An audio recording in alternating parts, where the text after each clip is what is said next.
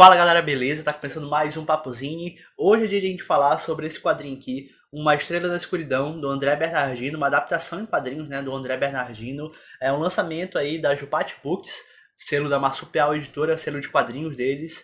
Cara, uma história aí pesada também, sobre guerra e com certeza é um quadrinho que vai te impactar de alguma forma. Espero que vocês gostem desse vídeo, bora lá, solta a vinheta.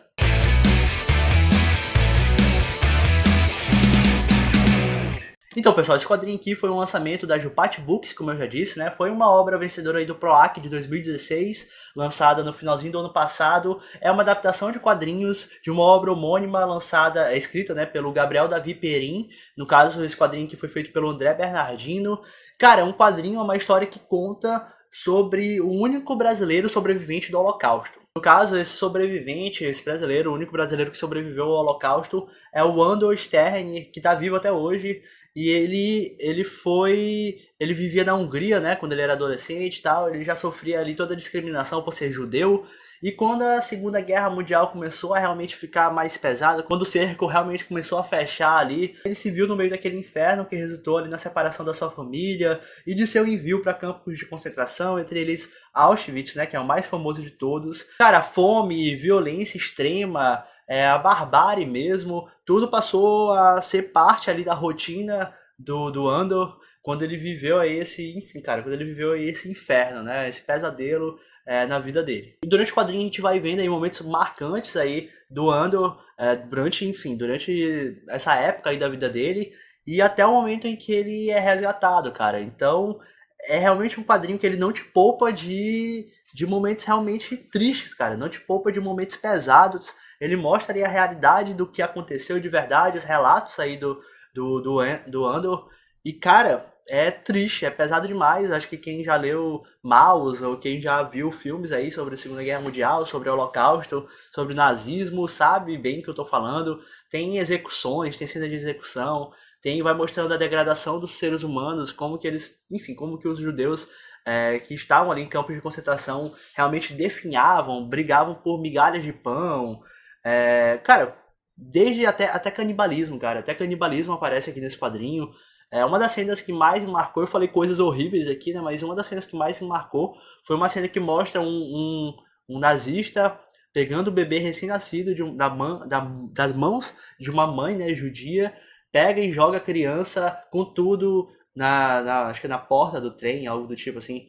Cara, que cena pesada. Essa uma das várias cenas pesadas aqui que tem no quadrinho. Na minha opinião, o André Bernardino fez um baita trabalho aqui de adaptação. Eu não li a obra original, então é meio complicado falar exatamente sobre isso, mas eu acho que ele conseguiu pegar a essência e transformar em um quadrinho bom. E foi um quadrinho que ele conseguiu funcionar como uma obra à parte, né? Uma obra independente. Eu sempre falo isso, que adaptações precisam conseguir fazer isso, conseguir transformar, conseguir adaptar e funcionar como uma obra independente.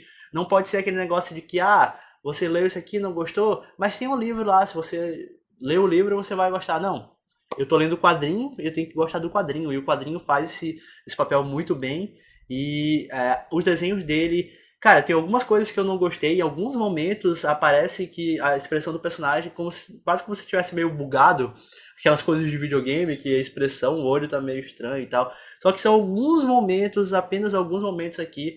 E no geral o desenho é bem legal, inclusive as expressões do personagem que eu acabei de criticar, dos personagens, né, conseguem demonstrar tristeza, o vazio, principalmente do protagonista aqui da história. Tem cenas que ele simplesmente está olhando ali fixamente para frente de um jeito que quase sem esperança, assim. Eu acredito que tenha sido essa sensação que ele quis passar aqui pra gente. Tá com uma expressão ali realmente de vazio, de tristeza completa, de quase como se não tivesse sentido mais nada. Então ele conseguiu transmitir isso muito bem pra gente aqui, através dos desenhos dele. Já ia esquecendo, eu gravei com o André Bernardino uma entrevista lá na Comic Con, que infelizmente o arquivo corrompeu, cara. Tanto a entrevista que eu fiz com ele, quanto a entrevista que eu fiz com o Brão, que tava lançando a Diva Satânica. Eu fiz em sequência essas entrevistas e os arquivos corromperam, então eu perdi. Só que eu tô com áudio. Então o que eu resolvi? Eu vou deixar aí trechos, ou então a entrevista completa, vou ver na edição. Vou deixar em formato de podcast agora, pra vocês assistirem, beleza? Pra vocês ouvirem. Então o vídeo vai acabar, mas o vídeo em vídeo mesmo, a resenha em vídeo vai acabar, mas vai ter aí o podcast, a entrevistazinha. Então ouçam. Agora não precisa ficar mais olhando pro vídeo, pode ficar ouvindo aí, porque eu acho que é um conteúdo legal e também que acrescenta alguma coisa aqui para essa resenha.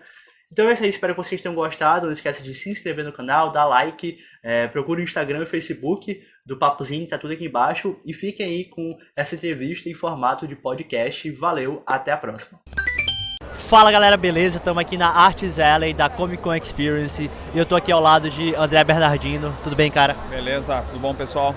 Então, o André tá lançando esse quadrinho aqui, Uma Estrela da Escuridão, lançado pela Jupat Books, né? Material que foi vencedor do PROAC do ano passado. Cara, é uma adaptação de uma obra homônima do Gabriel Davi Pierin. E eu queria que você contasse um pouco sobre a história, como é que foi adaptar a obra, e qual parte ali da história desse personagem, dessa figura, né? Que você se focou, o que a gente já tinha conversado aqui antes. A obra, né? O Gabriel, ele já se aproximou do Andor. E resolveu contar a história, né, que é uma história fantástica de um único brasileiro aí que passou pelos campos de concentração, né, que se tem registro, assim, tem outras pessoas, mas se naturalizaram depois, assim, o que nasceu no Brasil acho que é só ele. E aí ele me convidou, ele ia fazer o livro e me convidou para fazer a adaptação de história em quadrinhos, né. A gente escreveu no Faculte, no PROAC. Faculte, para quem não conhece, é uma espécie de PROAC de Santos, né? Então a gente foi premiado também com o Faculte de 2015 e o PROAC de 2016, né? Bom, e a história do Andor, é uma história fantástica, assim, né? O cara brasileiro, ele acabou indo para a Hungria, né? Resumidamente aí, porque a família dele é de lá, e aí eclodiu a guerra. O Brasil entrou depois contra os aliados, ele virou inimigo do Estado, foi preso, né? Conseguiu escapar. Depois ele acabou entrando na solução final ali do Hitler, né, pegando um monte de judeu, sobretudo na Hungria, e passou por Auschwitz, passou por uma série de campos de concentração, e só aos 16 anos de idade, né, dos 14 aos 16. Foram 2 anos aí nesse sofrimento. Como é que foi adaptar? Primeira vez que tu adapta uma obra, é diferente do que fazer um quadro? Claro que é diferente, mas quais são as dificuldades de adaptar uma obra em relação a fazer o seu próprio quadrinho do zero, assim? Quais são as principais diferenças? Na verdade, eu já tinha adaptado outra, o meu primeiro livro é O Santos, o Time dos Céus, que é uma adaptação também do Toreiro. Mas esse eu acho que é até um pouco mais problemático, porque assim, é uma história real, né? Então você tem que trabalhar numa margem assim de pequenas licenças poéticas, que se você começar a alterar demais, o negócio fica meio descaracterizado. E aí você tem o Andor, que está aqui, está vivo, né? Vai olhar o negócio e fala, pô, né, zoaram com a minha biografia, com a minha história, né? Não, então assim, eu procurei me manter bem fiel, assim, o mais fiel possível, né, aos relatos dele. Liguei para ele, conversei também, colhi todo tipo de informação que eu pude para retratar de maneira fiel esse recorte da história aí, né, triste, né? E sobre como foi fazer isso, tem esse lado também, que é muito prazeroso trabalhar com algo que eu gosto, a história em quadrinhos, mas também é uma coisa que te deixa meio mal, assim, você tem que pesquisar referência visual e aí você vê aquele sofrimento, aquelas pessoas, que são pessoas, né, que passaram, não é um filme, né, que a gente está acostumado a ver isso na televisão, então a gente acaba se distanciando um pouco. Ali não, né, é uma história real, é um negócio que às vezes te deixa meio triste assim também. Então é isso aí, brigadão, viu, André? Falou, obrigado. Obrigado a todos vocês. Valeu, pessoal.